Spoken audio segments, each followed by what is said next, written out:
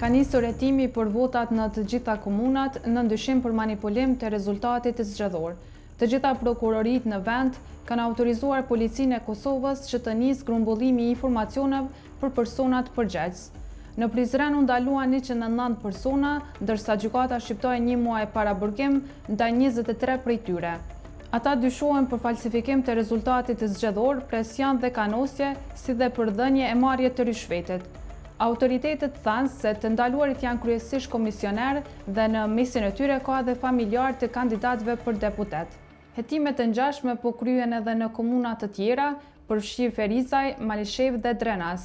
Në Malishev, të paktën 3 kandidatëve të Partisë Demokratike të Kosovës u janë hequr mbi 700 vota secilit, ndërsa në Drenas mbi 200 vota janë hequr një kandidati nga njëjta parti.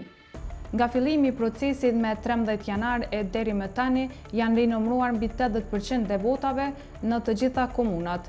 Në Kosovë manipulimi i votave është vepër penale e dënueshme me burgim.